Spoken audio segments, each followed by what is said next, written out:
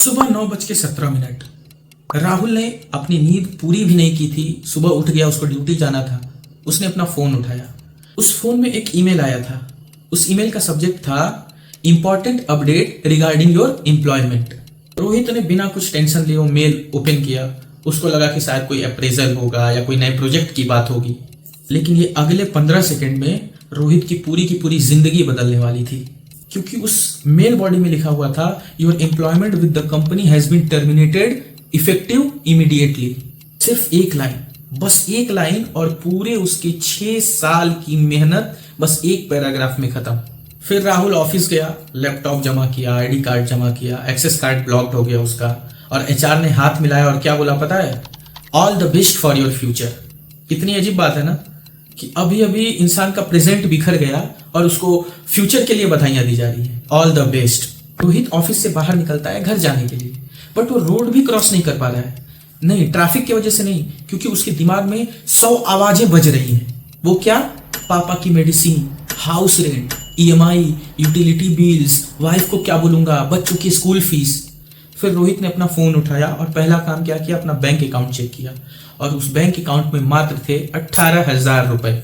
और जस्ट उसी समय उसको 3 नोटिफिकेशन फोन पे आते हैं। EMI due tomorrow, electricity bill generated and school fees reminder.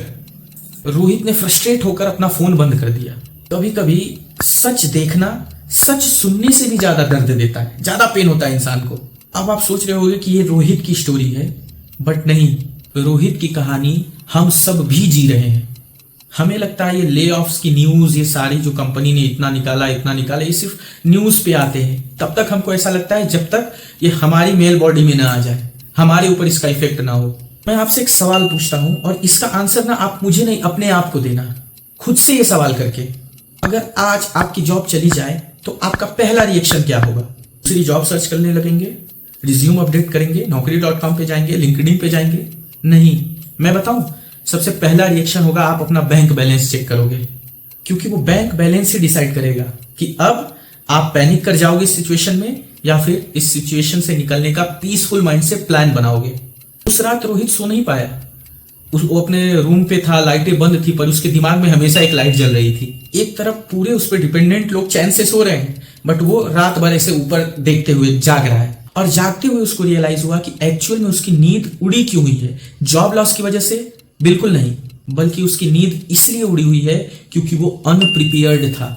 लेकिन रोहित की ही सिटी में उससे 12 किलोमीटर दूर एक और लड़का था जिसका नाम था मोहित।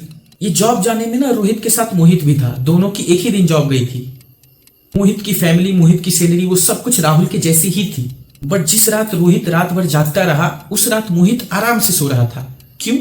क्या उसे जॉब की परवाह नहीं है, या उसके पास कोई ऐसा सीक्रेट है जो रोहित के पास नहीं है? इसी एक सवाल का जवाब आपकी पूरी फाइनेंशियल लाइफ बदल सकती है। अगली सुबह रोहित ना 6 बजे उठ गया, ऑफिस जाने के लिए नहीं, जॉब ढूंढने के लिए। उसने लैपटॉप खोला, अपना रिज्यूम अपडेट किया, और बिना सोचे समझे एक साथ 127 कंपनीज को अप्लाई कर दिया। उसको लग रहा था जितना ज्यादा एप्लीकेशन फैला दूंगा उतनी जल्दी जॉब मिल जाएगी। लेकिन 3 दिन बाद सिर्फ 2 रिप्लाईज आते हैं, एक रिजेक्शन का, दूसरा will get back to you. उसी सेम दिन ना उसका दोस्त मोहित उससे मिलने आया। रोहित ने मोहित से पूछा कि अरे भाई, तुम्हारी भी तो जॉब गई थी ना, टेंशन वेंशन नहीं हो रही है क्या? इतना फ्री कैसे हो? मोहित ये चीज सुन के मुस्कुराया। उसने अपना मोबाइल निकाला, बैंक अकाउंट खोला और रोहित को दिखाया। उसके अकाउंट में 2,40,000 रुपीज थे। रोहित एकदम हैरान रह गया। उसने मोहित से पूछा कि भाई क्या हुआ यार, लॉटरी लगी है क्या तुम्हारी? फिर मोहित हंसा, और पता है क्या बोला? कि नहीं भाई, ये इमरजेंसी फंड है। रोहित ने तुरंत फिर मोहित से पूछा, इमरजेंसी फंड मतलब सेविंग्स? मोहित ने फिर सिर हिला दिया कि नहीं भाई, ये सेविंग्स नहीं है। सेविंग्स और इमरजेंसी फंड ये एक जैसे नहीं होते।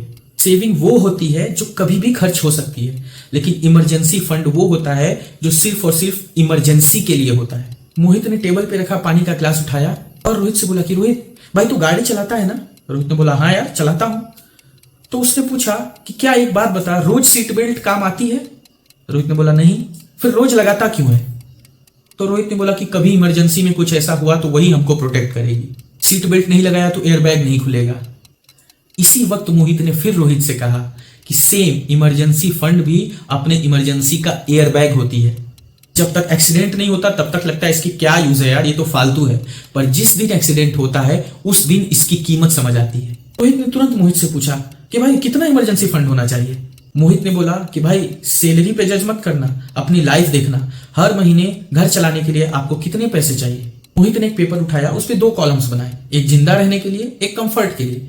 जिंदा रहने के लिए का मतलब होता है आपकी एसेंशियल्स और कंफर्ट का मतलब होता है नॉन एसेंशियल्स। उसने अपने एसेंशियल वाले कॉलम में लिखा रेंट, राशन, बिजली, इंटरनेट, ट्रांसपोर्ट, मेडिसिन। एसेंशियल में मोहित का टोटल कॉस्ट 30,000 रुपीज आया। फिर उसने अपने नॉन एसेंशियल्स वाले कॉलम में लिखा Swiggy, OTT subscription, shopping, weekend outing, coffee, और नीचे एक लाइन लिखा ये सब वेट कर सकता है।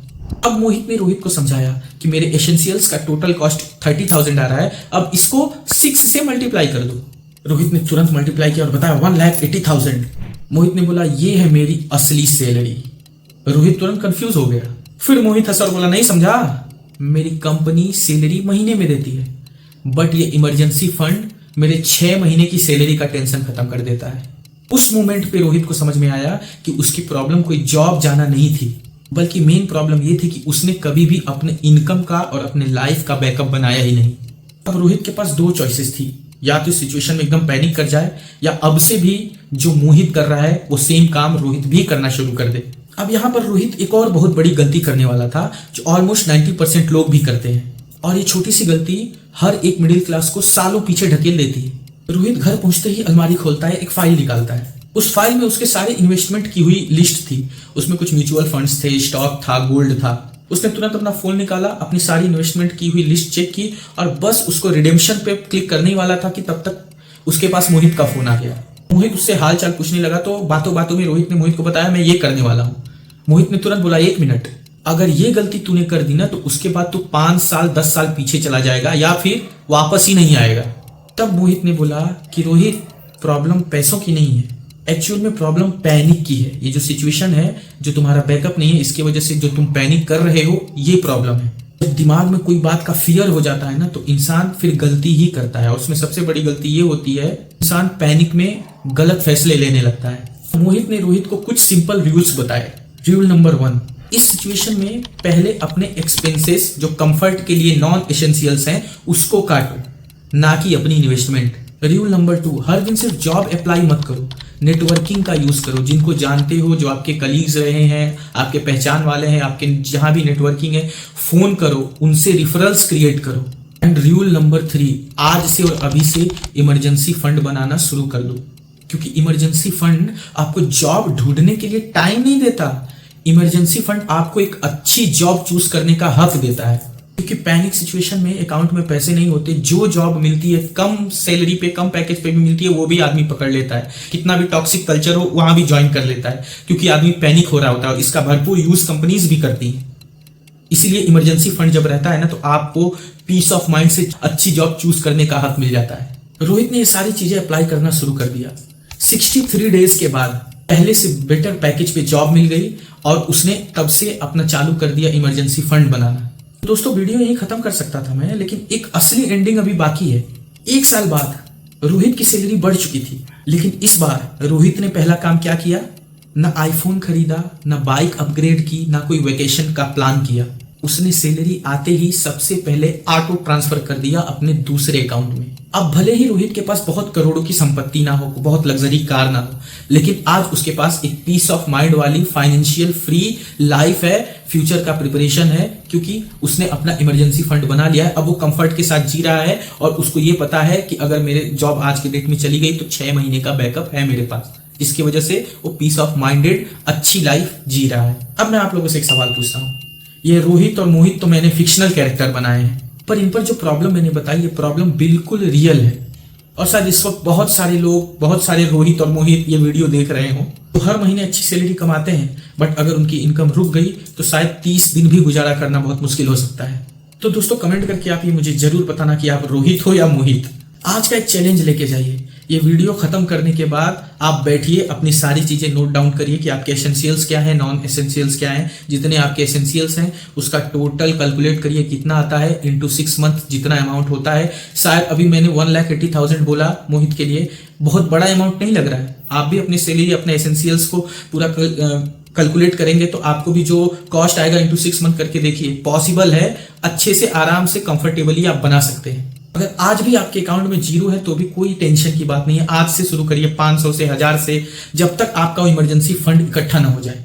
शायद ये डिसीजन छोटा सा है, बहुत बोरिंग है, लेकिन यही डिसीजन आपके फ्यूचर के लिए, आपके फैमिली के लिए फाइनेंशियल शील्ड का काम करेगा। आज मैंने आप लोगों को ये एक्सप्लेन करने की कोशिश की कि इमरजेंसी फंड कितना ज्यादा इंपॉर्टेंट है। अगर इस वीडियो में आप यहां तक हैं, आपको वीडियो अच्छी लगी है तो एक लाइक जरूर कर दीजिए। ऐसी बहुत सारी इंफॉर्मेटिव वीडियो मेरे चैनल पे है, आप वो जाके चेकआउट कर सकते हैं। मेरे चैनल को जरूर सब्सक्राइब कर लीजिए, बेल आइकन हिट कर लीजिए और कमेंट करके अपनी राय जरूर दीजिएगा। फिर मिलेंगे अगली वीडियो में कोई अच्छे टॉपिक के साथ। तब तक के लिए जय हिंद, जय भारत, हर हर महादेव।